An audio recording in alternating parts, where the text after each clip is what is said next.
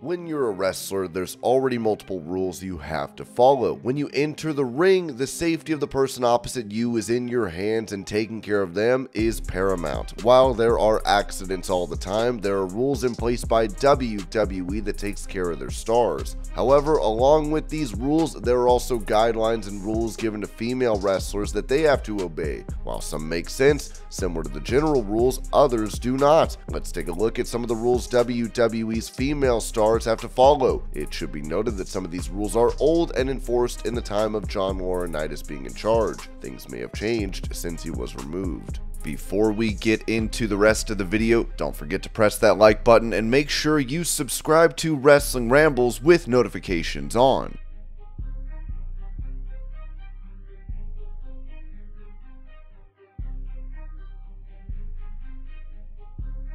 Being a WWE star is an honor by itself, but at the same time, wrestlers are wrestlers because they have a passion for the business. However, while things have changed recently, it was not too far back that most of the women on the roster were not regularly used. Under Triple H, this has changed and most stars are regularly featured and they are not injured. However, even for those stars who are not featured, they have to be at the show. They have to spend the entirety of the time there, even if that means that they end up sitting around and catering. They have to wait for the show to be over, even if they are not even featured in a backstage segment and doing nothing of importance. While this can be demoralizing for female stars, especially those not featured week after week, it's a rule that has to be followed.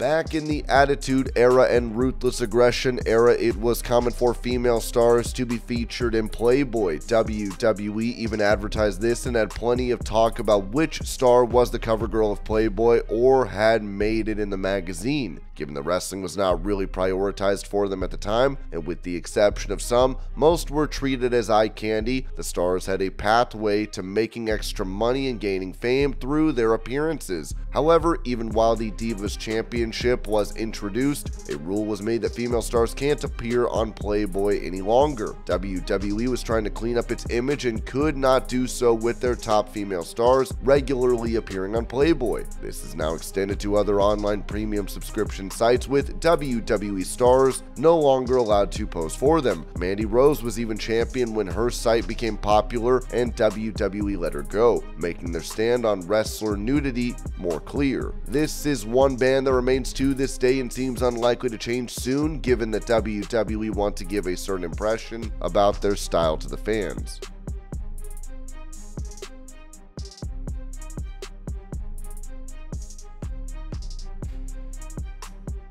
AJ Lee is probably one of the most popular stars in WWE's history for their female roster. She's achieved almost everything one can and is often credited for having really been the one to start the women's revolution. When she came to WWE though, things were very different. While she didn't mention him by name, AJ Lee mentioned John Laurinaitis' job title and spoke about how he didn't want her to succeed and kept making rules that would put her in trouble. She was told by Laurinaitis that his reason for doing so was that she was uneffable and ugly and would never amount to anything in WWE. Naturally, when she put this in her book, there was a lot of outrage, but it also matched most fans' impression of the Director of Talent Relations in WWE and how he thought about women, let alone how he approached them. A walking, talking HR violation if there ever was one.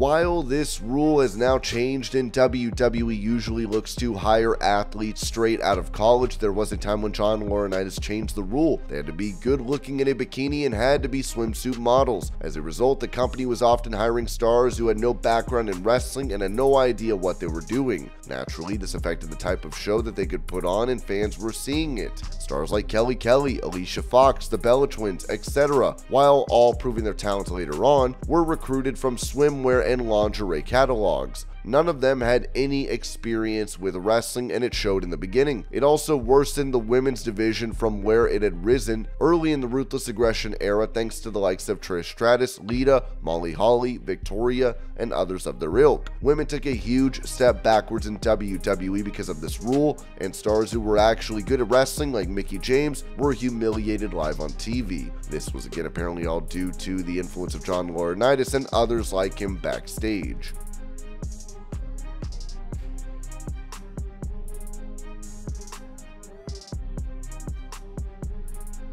For women in WWE, apparently officials are off limits. While wrestlers, broadcasters, and other co-workers can date each other, as in the part-time employees, when it comes to full-time staff and officials, they are off limits. This rule was put in place to prevent female stars and others from dating officials to get an advantage for themselves. Given Vince McMahon is alleged to have dated his own employees and even trafficked them with John Laurinaitis and others, though, this rule seems very hypocritical. The culture in WWE has changed now, though, with Triple H in charge and John Laurinaitis as well as Vince McMahon gone.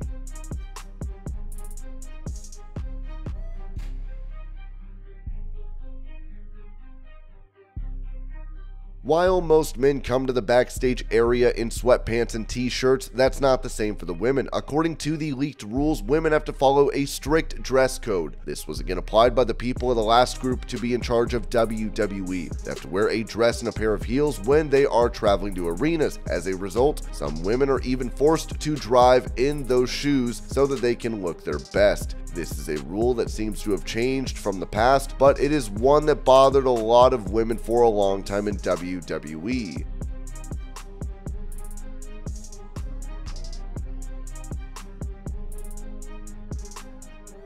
Rousey has never been one to mince words, and she certainly didn't enjoy her time in WWE. After leaving, she's been vocal in her criticism of the company, and never more so than now when she's set to release her new book called Our Fight. While she's promised sordid details about the backstage behavior of officials like Bruce Pritchard and John Laurinaitis, Rousey, who described WWE as an absolute show, also revealed that there are guidelines for women to have to look sexy. Wrestlers trickle in. Giant men in hoodies and sweatpants unfold themselves from behind the wheel of compact rental sedans. Fit women in oversized sunglasses, dressed in tight outfits to adhere to guidelines requiring women arrive looking sexy. Pull small rolling suitcases behind them. Everyone walks with the slowness of a constantly aching body toward the arena. These guidelines seem to be in place to ensure that women looked their best, but not applying it to men showed the inherent sexist nature of the rule. In the past, reports have also revealed that NXT talent blamed John Laurinaitis for being forced to dress sexier, and that there were fashion meetings about how they had to gear up. According to a report from Fightful Select, there were rumblings about these meetings several months ago, but now talent has come forward saying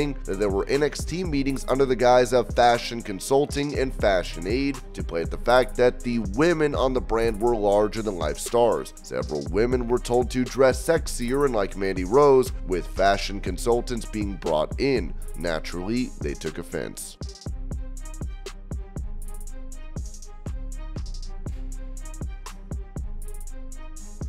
Again, a rule that's changed, but WWE used to force women to ask for permission if they wanted to get a tattoo. Female stars were not allowed to change their appearance in any way without permission, throwing aside any concept of bodily autonomy. This rule came to light when Paige showed off new hand tattoos. WWE made her cover them up with gloves. Even Rhea Ripley had tattoos on her legs, and until recently was forced to wear long pants so that the tattoos didn't show. When Alexa Bliss got tattoos, she had to get them in white ink so that they were not as prominently visible on her body.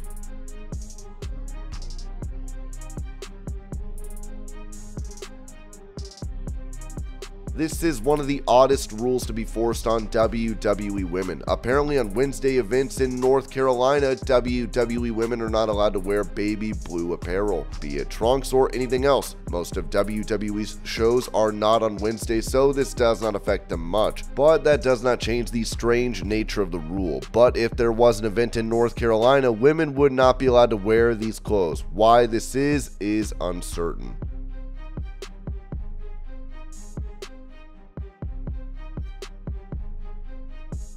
This is another rule that has changed in WWE. While there are still photo shoots, the nature of the shoots have changed. Back in the day, in another rule allegedly invented by John Laurinaitis, the infamous former director of talent operations, female WWE stars had to take part in the photo shoots for the WWE Swimsuit Calendar. As a result, they had to appear in skimpy outfits and they were treated as nothing more than eye candy for these shoots. These calendars were an easy way for WWE to make money. While some divas might not have minded posing, others certainly did, and making it a rule took away any sort of choice that they had. Even Charlotte and Sasha Banks have been forced to take part in such shoots, be it against their will or not. They were also expected to wear pretty revealing outfits, and their ring gear was designed to be such to get the attention of fans. And these were 10 rules WWE's female wrestlers have to follow. I hope you're all having a great day. Thank you so much for watching, and I will see y'all later.